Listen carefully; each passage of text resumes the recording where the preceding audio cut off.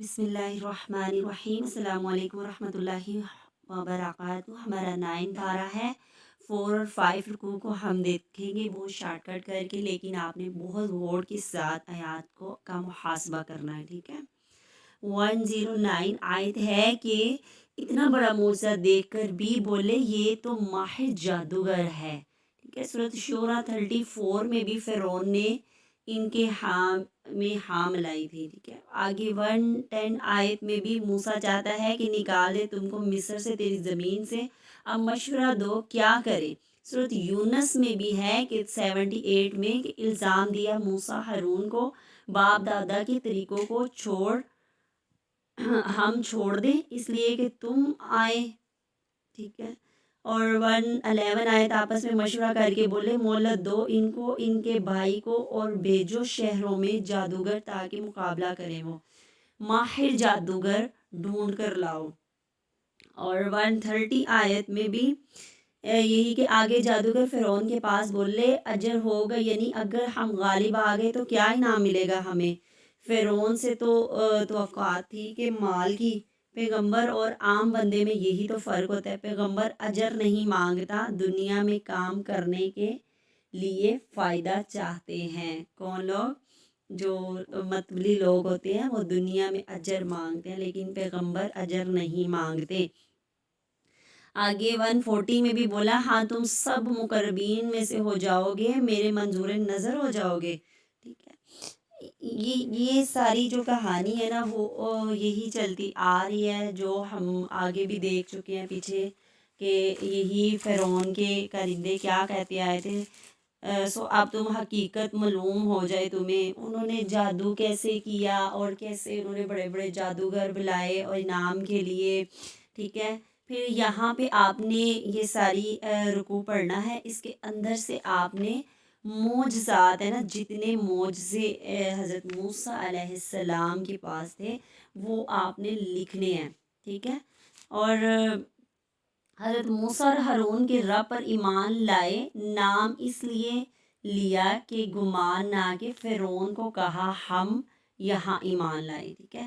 وہ ایمان لائے تھے، یہ گمان نہیں رکھا کہ ہم فرعون پر ایمان لائے۔ 6 لاکھ لوگ تھے جو موسیٰ کے پیروکار ہو گئے، کیونکہ پوری قوم مقابلہ دیکھنے نکلی ہوئی تھی ان کا۔ تو اللہ تعالیٰ نے کیا کیا؟ دین والوں کو غالب کیا۔ 123 میں بھی ہے کہ فرعون نے کہا اتنی جلدی مان گئے موسیٰ کو میری اجازت کے بنا ہی، یہ تم نے یہ ایک مل کر سازش کی ہے میرے خلاف، میں تمہارا برا حال کروں گا، جس نے جادو سکھایا تمہیں۔ موسیٰ کو الزام دے دیا فرعون نے، اور خوف زدہ اندر سے، جو سچا ہوتا ہے نا وہ اللہ کی اذن سے لڑکھڑاتا نہیں ہے، تو وہ خود ہی اپنے آپ میں گھر گیا۔ تو ہمارے کرنے کے کیا کام ہے اس رکوع میں؟ اصل میں وقت کی کمی کے حساب سے ہم نے اتنے ہی پوائنٹ رکھے ہوئے ہیں، تو آپ نے اس کا محاسبہ کرتے رہنا ہے، کرنے کے کاموں میں بھی لکھ لینا ہے اپنا۔ آگے چلتے ہیں اور 127 آیت کو لیتے ہیں۔ تو 120 فرعون کی قوم سے سرداروں نے کہا موسیٰ اور اس کی قوم بنی اسرائیل کو چھوڑ دیں گے، زمین پر فساد کرے ہو، یعنی ارض مصر۔ فرعون ایک طرف خود الہ ہونے کا دعویٰ کرتا تھا، دوسری طرف الہ بھی بنائے اس نے، عبادت کی طرف طلب اللہ نے ہر ایک میں رکھی ہے۔ اس نے دھمکی کے انداز میں کہا ہم ان کے بیٹوں کو قتل کریں گے، عورتوں کو زندہ چھوڑیں گے۔ سورۃ غافر 26 میں بھی ہے کہ چھوڑ دو میں قتل کروں گا، کس کو؟ موسیٰ کو۔ پھر آگے جب یہ معاملہ ہوا تو موسیٰ نے اپنی قوم سے تلقین کی کہ رب سے دعا کرو، صبر کرو، یہ زمین اللہ کی ہے، وہ وقتی طور پر جسے چاہتا ہے وارث بنا دے، جسے چاہے فرعون کو کچھ عرصہ کے لیے وارث بنایا اللہ نے۔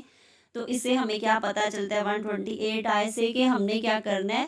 زیادہ سے زیادہ دعائیں مانگنی ہے۔ یہاں پہ جو موسیٰ علیہ السلام نے دعا مانگی اپنی استعینوا باللہ واصبروا، کہ اللہ سے مدد مانگنی ہے۔ 129 میں بھی ہے کہ انہوں نے کہا ہم ستائے گئے تیری ولادت سے پہلے بھی اے موسیٰ، اور اب بھی ستائے جا رہے ہیں۔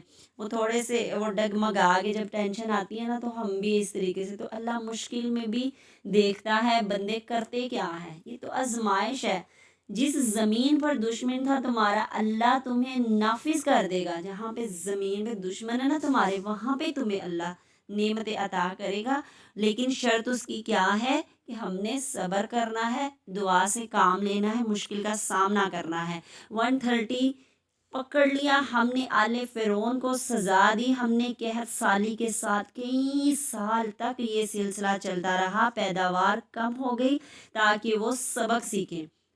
حضرت عمر رضی اللہ عنہ کے زمانے میں ایک شخص چوری میں پکڑا گیا، اس پر حد جاری ہو گئی تو وہ کہنے لگا مجھے معاف کر دے، پہلی بار چوری کی ہے. تو آپ نے فرمایا یہ چوری بھی کرتے ہو، جھوٹ بھی بولتے ہو، کیونکہ اللہ تعالیٰ کسی کے جرم کو پہلی بار میں ظاہر نہیں کرتا، حد سے باہر جائے تب پکڑتا ہے. تو اللہ تو ڈھیل دیتا ہے.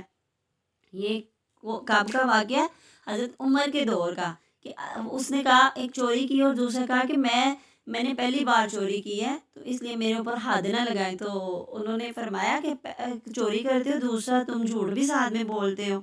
ٹھیک ہے، کیونکہ اللہ تعالیٰ تو ظاہر ہی نہیں کرتا، ایک بار میں ظاہر نہیں کرتا. یہ 130 کے پوائنٹ ہے جو ہم نے اپنی زندگیوں میں شامل کرنے ہیں. 129 تک ہمارا لیسن تھا، لیکن 130 میں اس لیے ملایا گیا تاکہ ہم غور و فکر کریں کہ ہم کن لوگوں میں رہتے ہیں اور ہمارے مقصد کیا ہیں. بنی اسرائیل اور فرعون میں حضرت موسیٰ سے دعا کرواتے تھے، فرعونی بھی دعا کرواتے تھے. ٹھیک ہے، تو ہمیں کیا کرنا ہے؟ تقوی اختیار کرنا ہے، اچھی چیزیں اپنانی ہے، بری کو چھوڑ دینا ہے. کامیابی کہاں سے ملے گی ہمیں 128 آیت میں بتا دیا گیا ہے کہ کامیابی ہمیں کہاں سے ملے گی؟ دعا سے ملے گی، صبر سے ملے گی، تقوی سے ملے گی. دعا کس سے کرنی ہے؟ اللہ سے کرنی ہے، اللہ سے مدد مانگنی ہے. اور صبر کیسے؟ غلط چیزوں سے بچنا ہے، استقامت اختیار کرنی ہے. اور تقوی کیسے؟ درست طریقہ اپنانا ہے، اللہ سے ڈرنا ہے، اللہ کے حضور جھکنا ہے، اللہ سے مانگنا ہے اور وہ رب ضرور عطا کرے گا. اصل ایمان یہ ہے کہ ہمارے اندر فکر آخرت ہونی چاہیے. ٹھیک ہے، تو یہ ساری چیزیں ہیں.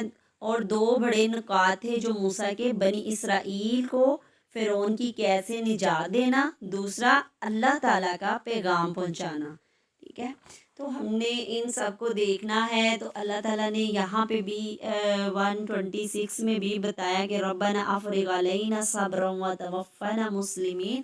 ہم نے دعاؤں سے کام لینا ہے اور رضا الہی پانے والوں کے یہی رویے ہیں. اللہ تعالیٰ آپ کے میرے ایمان میں اضافہ